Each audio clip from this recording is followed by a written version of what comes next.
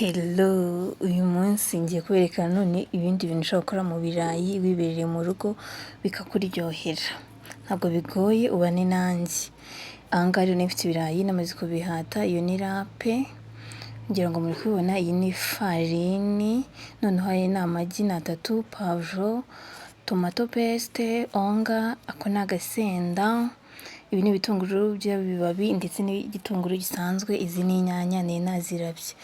Ibi ni byo rero tugiye gukoresha kugira ngo dukore ibintu byacu biryoshye. Ibiro 2 by'ibirayi ukoresha inusu y'ifarini. Nanjye rero nicyo gipimo nakoresheje. Aha ngaha rero nari ntangiye kurapa ibirayi byacu, ngira ngo muri kubibona. Nari ndi kubirapa, aha ngaha rero nari nsoje kurapa noneho bya birayi byacu, ndi gushyiramo bya birungo byacu, ngira ngo muri kubibona. We ibirungo ibyo ari byo byose ukunda wabikoresha nta kibazo. Aha ngaha rero nari maze kubishyiramo, ngiye gushyiramo inyanya, muri kubibona. Noneho nari ngiye guhita mbivanga, aho ngo nari ndi kubivanga kugira ngo muri kubona ukuntu biri gusa neza. Umva biri gusa neza cyane cyane.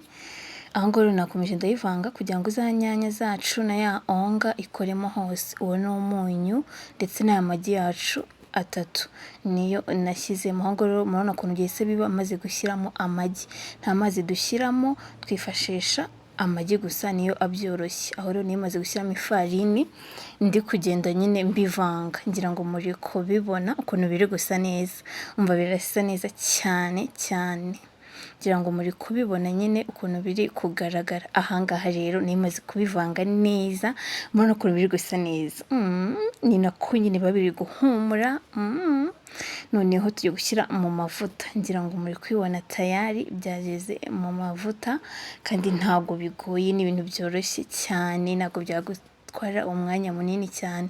Aho rero nari ndi kubihindura kugira ngo nyine bitaza gushirira. Final muri kubibona, birasa neza, biraryoshye, birahumura.